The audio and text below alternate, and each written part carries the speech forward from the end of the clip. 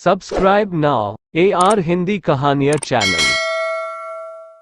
आज की कहानी है चंपावती से मैं शादी करूंगा। एक अजगर की कहानी।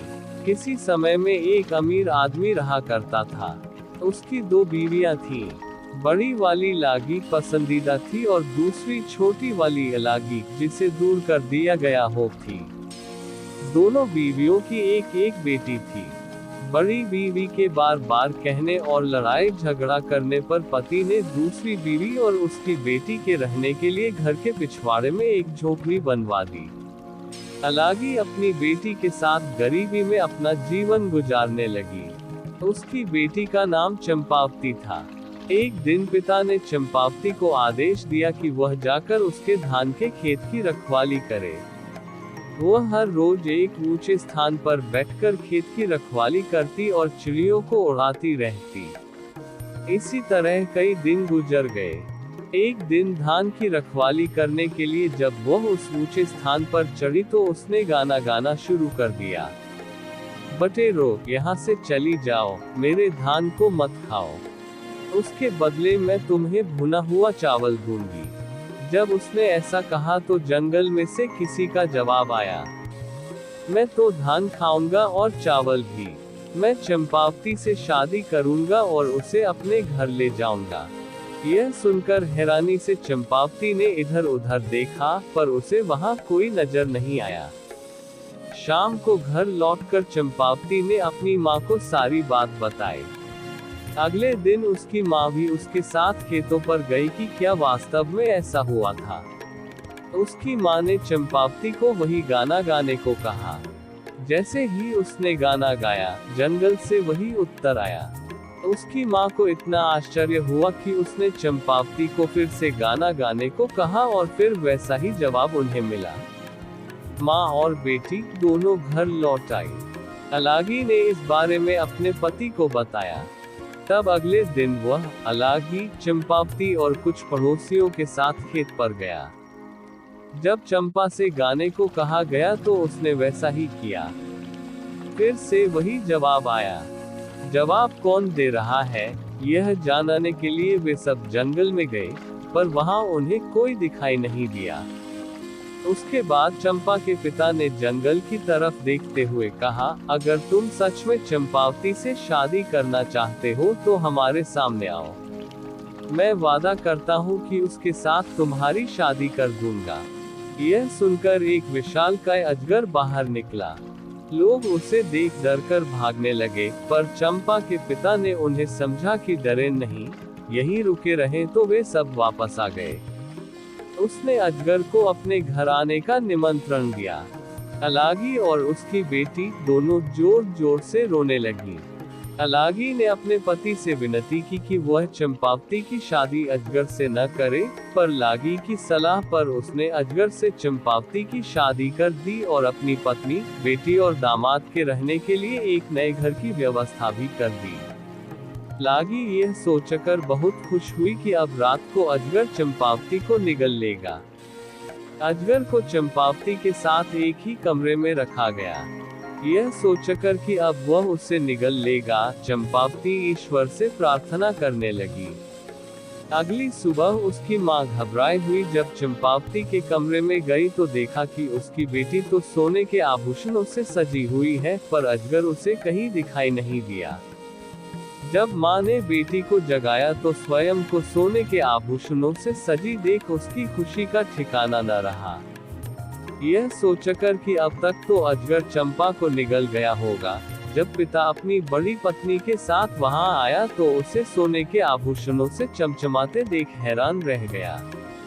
यह देखकर लालची लागी को बहुत ईर्ष्या हुई और उसने अपने पति से जिद की कि वह उसकी बेटी के लिए भी अजगर को लेकर आए।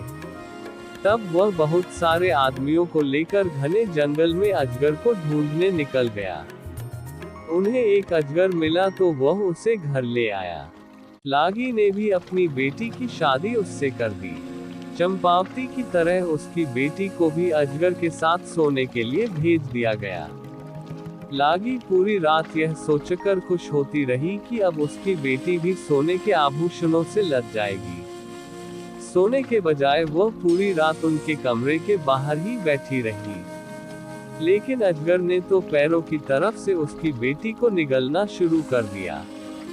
बेटी ने कमरे के अंदर से अपनी माँ से कहा, माँ, मेरे पाँव में गुदगुदी हो रही है। माँ ने बाहर से जवाब दिया, मेरी बच्ची, मेरा दामाद तुम्हें पाजेबों से सजा रहा है। धीरे धीरे अजगर उसकी कमर तक पहुँच गया। तब बेटी बोली, माँ, मेरी कमर में गुदगुदी हो रही है। माँ बोली, मेरी बच्ची, मेरा दामाद तुम्हें कमरबंद पहना रहा है। उसके बाद अजगर उसकी छाती तक पहुंच गया तो बेटी बोली, माँ, मेरी छाती में गुदगुदी हो रही है। माँ ने जवाब दिया, मेरी बच्ची, मेरा दामाद तुम्हें शॉल पहना रहा है। जब अजगर उसकी गर्दन तक पहुंचा तो वह बोली, माँ, मेरी गर्दन में गुदगुदी हो रही है। माँ बोली, मेरी बच्ची, मेरा दामाद तुम्हें मोतियों की लड़ियों से सजा रहा है। जब अजगर उसके सिर तक पहुंचा तो बेटी की आवाज आनी बंद हो गई। माँ ने सोचा कि आभूषण पाकर मेरी बेटी खुश हो गई है और सो गई है।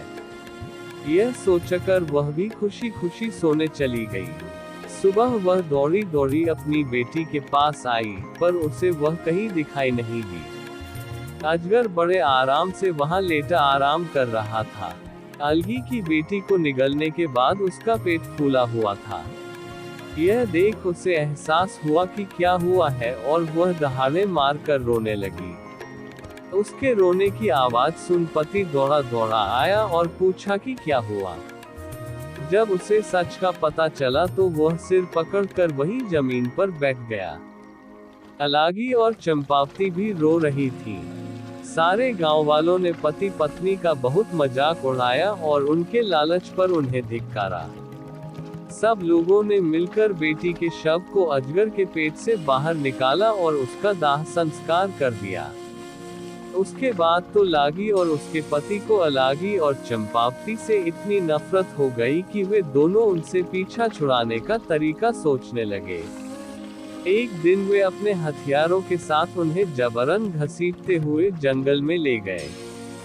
उन्हें बेहोश कर वे उन्हें मारने ही वाले थे कि तभी एक अजगर वहां आया और उसने उन दोनों दुष्टों को निगल लिया।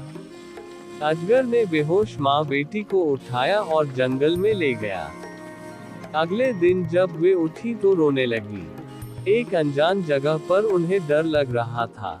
अजगर उन्हें दिलासा देते हुए बोला, तुम दोनों को चिंता करने की जरूरत नहीं है, मैं तुम्हें यहाँ लाया हूँ। फिर उसने रात की घटना उन्हें बताई।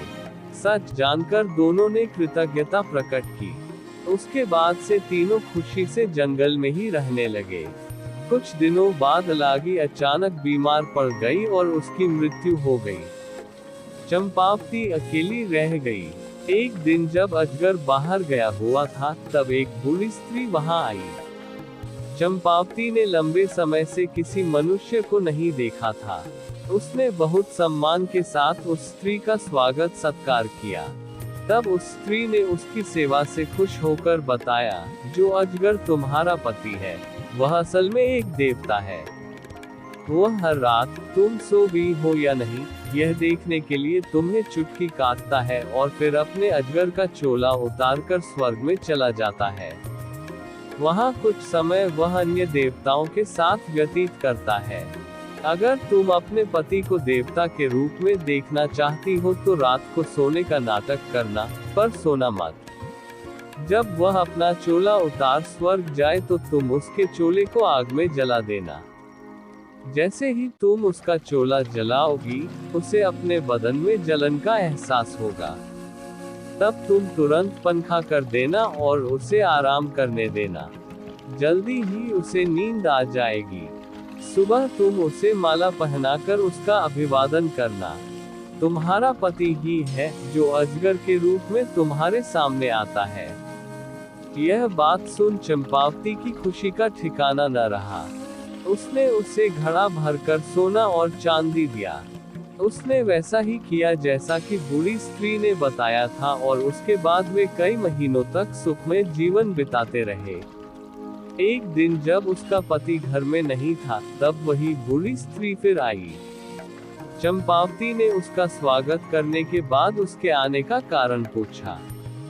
वह चालाकी से बोली, मैं तो तुम्हारी भलाई के लिए ही यहाँ आई हूँ। कल दोपहर तुम अपने पति से एक ही थाली में अपने साथ खाना खाने को कहना।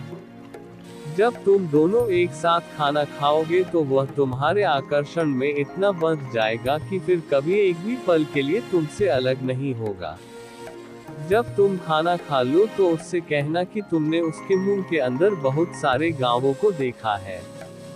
तब तुम उससे पूरा मुंह खोलने के लिए कहना, ताकि पूरी दुनिया को तुम देख सको। वह तुमसे नाराज होगा और कहेगा कि तुम उससे या पूरी दुनिया में से किसी एक को चुन लो, पर तुम कहना कि तुम दुनिया को देखना चाहती हो।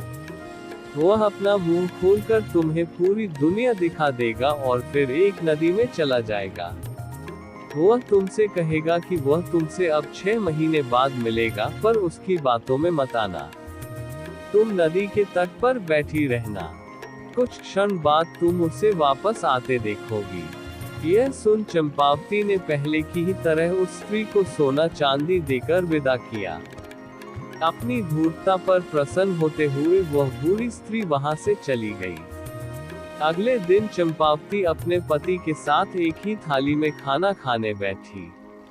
उसके पति ने कहा, तुम आज कुछ अजीब व्यवहार कर रही हो, तुम्हारे इरादे मुझे ठीक नहीं लग रहे हैं।